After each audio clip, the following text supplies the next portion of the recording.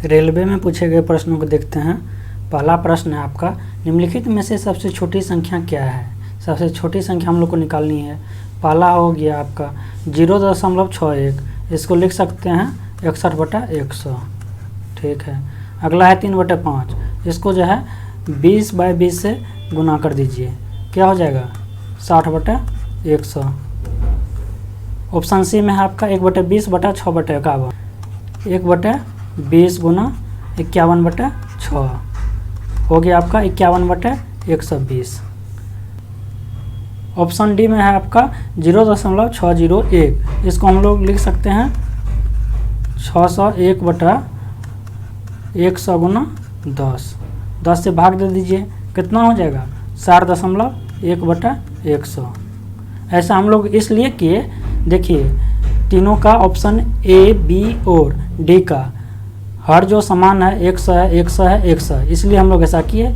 और अंश जो है आपका ए में 61 है, बी में 60 है और डी में कितना है 60.1 है। तीनों में सबसे छोटी संख्या आपका कौन सा हो गया, तो ऑप्शन नंबर बी हो गया। तीनों में ए, बी, डी में सबसे छोटी संख्या। तो अब हम लोग को कंपेयर करना है बी और सी में कौन सबसे छोटी संख्या होगा। बी में आपका अंश जो है 60 है, हर कितना है 100 है, और सी में आपका अंश जो है 51 है और हर जो है 120 है। हम लोग जानते हैं यदि कब जब जो है अंश समान रहे और हर जिसका बड़ा रहे वो छोटी संख्या होता है। और यहाँ पे जो है आपका हर कितना है, ऑप्शन बी में 100 है, यहाँ पे हर कितना है 120 है, 120 बड़ा है 100 से, तो सब छोटी संख्या आपका सी हो जाएगा इस हिसाब से देखेंगे तो। और अंश को हम लोग देखते हैं 60 है, यहाँ पे 51 है और अंश भी छोटा है आपका ऑप्शन सी में। हर बड़ा है, अंश छोटा है, तो सबसे छोटी संख्या कौन सी होगी, ऑप्शन नंबर सी। अगला प्रश्न को देखते हैं। अगला प्रश्न है, आयकर जब रुपया में 6 पैसा था, इसका मतलब कहने का हुआ 1 रुपया में 6 पैसा। 1 रुपया में कितना 6 पैसा, इसका मतलब हो गया 100 पैसा में कितना 6 पैसा। 100 पैसा में 6 पैसा, इसका मतलब क्या हो गया 6%। ठीक। तो उस समय एक आदमी को जितना आयकर देना पड़ता था, अब उससे 124 रुपया क्या देना पड़ता है, अधिक देना पड़ता है। अब वो उससे 124 रुपया अधिक देना पड़ता है। अब आयकर रुपया में 8 पैसा है, उस आदमी की आय कितनी है पूछ रहा है। 8 पैसा है, तो 8 पैसा का मतलब क्या हुआ 8%। अभी बताए हम लोग 6 पैसा का मतलब यहाँ पे 6% हुआ, तो 8 पैसा का मतलब 8%। 6% से बढ़कर कितना हो गया 8% आयकर। 6% से बढ़कर आयकर 8%, कितना का अंतर हुआ 2% का अंतर हुआ। रुपया में कितना का अंतर है, पहले जितना आयकर देता था अब उससे 124 रुपया अधिक देता है, मतलब पहले जितना देता था अब जितना देता है उसका डिफरेंस कितना है 124 रुपया है। 124 रुपया है।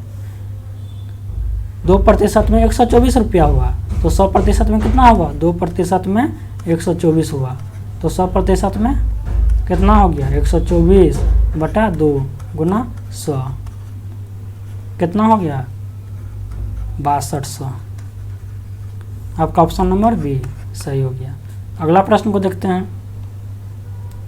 अगला प्रश्न है, दो संख्याओं का गुणनफल 336 है, संख्या ए है मान लेते हैं और संख्या बी है, दोनों का गुणनफल कितना है 336 है। उनका योगफल ए प्लस बी का योगफल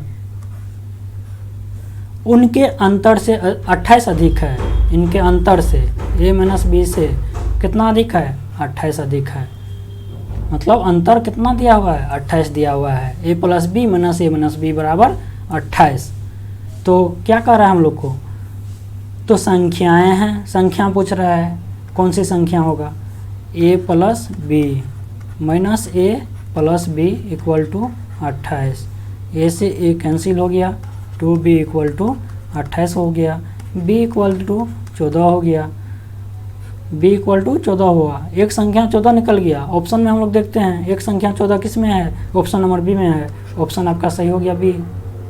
यहाँ से b का मान रखेंगे इसमें तो a का मान निकल जाएगा, a का मान आपका 24 आएगा। a इक्वल टू हो गया 336/14। Equal to 24। एक संख्या 24 हुआ, दूसरी संख्या 14 हुआ।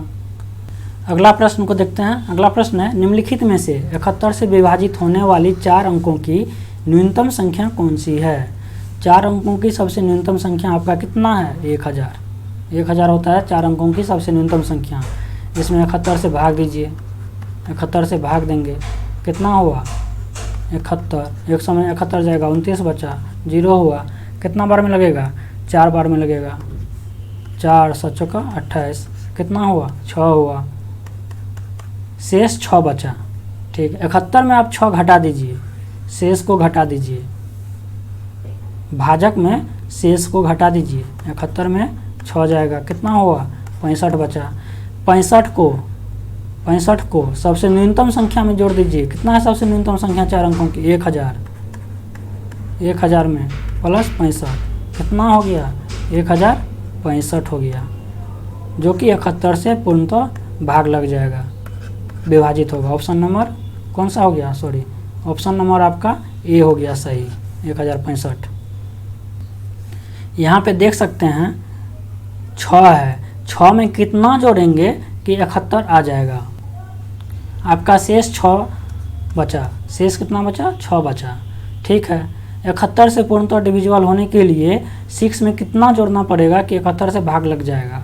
मान लेते हैं x जोड़ना पड़ेगा, जो कि 71 से भाग लग जाए, equal to 71। x equal to कितना हो जाएगा? 71 माइनस 6, x इक्वल टू 65 हो जाएगा। यहाँ पे इसका मतलब 65 होगा, जो कि 71 से पूर्णतः डिविजिबल हो जाएगा। प्लस में 6 होगा, 71 तब भाग लगेगा, इसलिए 65 को 1000 में जोड़ देंगे तो इससे हम लोग को क्या निकल जाएगा? 71 से पूर्णतः विभाजित होने वाली संख्या निकल जाएगा 1065। अगला प्रश्न है, ऐसी कितनी 2 अंकों की संख्याएं हैं जिनके वर्ग का इकाई अंक 8 होता है? चलिए देखते हैं। 0 का स्क्वायर करेंगे तो कितना होगा? 0 होगा। 1 का स्क्वायर करेंगे तो कितना होगा? 1 होगा, इकाई का अंक 1। 2 का स्क्वायर करेंगे तो कितना होगा? 4 होगा, इकाई का अंक 4। 3 का स्क्वायर करेंगे तो 9, इकाई का अंक 9। 4 का स्क्वायर करेंगे तो 16, इकाई का अंक 6। 5 का स्क्वायर करेंगे तो 25, इकाई का अंक 5। 6 का स्क्वायर करेंगे तो कितना? 36, इकाई का अंक 6। 7 का स्क्वायर करेंगे तो कितना? 49, इकाई का अंक 9। 8 का स्क्वायर करेंगे तो कितना? 64, इकाई का अंक 4। 9 का स्क्वायर करेंगे तो कितना? 81, इकाई का अंक 1। हम लोग देख रहे हैं 1 का इकाई का अंक 1 और 9 के स्क्वायर का इकाई का अंक 1। 1 और 9 के स्क्वायर यदि करते हैं हम लोग तो इकाई का मान कितना आता है? 1 आता है। इसी तरह जो है आपका कितना हो गया? 2 और कितना का? 8 का। 2 और 8 का यदि स्क्वायर करते हैं तो इकाई का मान कितना आएगा? 4 आएगा। इसी तरह जो है आपका 3 और 7 का स्क्वायर करेंगे तो इकाई का मान कितना होगा? 9 होगा। इसी तरह जो है आपका 4 और 6 दोनों का स्क्वायर करेंगे तो इकाई का मान कितना आएगा? 6 आएगा, देख रहे हैं हम लोग यहाँ से। और 0 का इकाई का मान 0, 5 का इकाई का मान कितना? 5 स्क्वायर करने पर। इसी तरह यदि किसी भी संख्या में इकाई का अंक 1 और 9 हो तो उनके इकाई का मान 1 होगा। 2 और 8 हो तो उनके इकाई का मान 4 होगा। 3 और 7 हो तो उनके इकाई का मान 9 होगा स्क्वायर करने पर। 4 और 6 हो तो स्क्वायर करेंगे तो संख्या का इकाई का मान कितना होगा? 6 होगा। 0 रहेगा तो स्क्वायर करेंगे तो 0 होगा इकाई का मान। 5 रहेगा तो स्क्वायर करेंगे तो इकाई का मान 5 होगा। कोई भी संख्या हो तो 8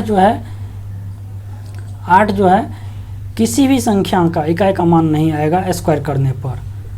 तो आंसर आपका कौन सा हो जाएगा? कोई नहीं। 1 2 3 4 5 6 7 8 9 है। यहाँ पे आप कुछ भी लिख दीजिए। 3 लिखिए, 4 लिखिए, 5 लिखिए, 6 लिखिए, कुछ लिखिए, उसका स्क्वायर कीजिएगा तो इकाई का मान हमेशा 1 ही होगा। ये चीज़ आप लोग ध्यान रखिएगा। कितनों बड़ी से बड़ी संख्या रहे या छोटी से छोटी संख्या रहे, यदि उनका इकाई का मान 1 ना हो तो 1 होगा स्क्वायर करने पर। 2 8 हो तो उस संख्या को स्क्वायर करेंगे तो 4 होगा इकाई का मान। 3 7 देंगे यदि इकाई का मान स्क्वायर करेंगे तो 9 होगा। यदि इकाई का मान 4 6 है स्क्वायर करेंगे तो इकाई का मान कितना होगा? 6 होगा। 5 रहेगा इकाई का मान, संख्या का स्क्वायर करेंगे तो इकाई का मान कितना होगा, 5 होगा। 0 रहेगा इकाई का मान, स्क्वायर करेंगे तो कितना होगा, 0 होगा इकाई का मान। वीडियो अच्छा लगे तो लाइक शेयर और सब्सक्राइब जरूर करें। धन्यवाद।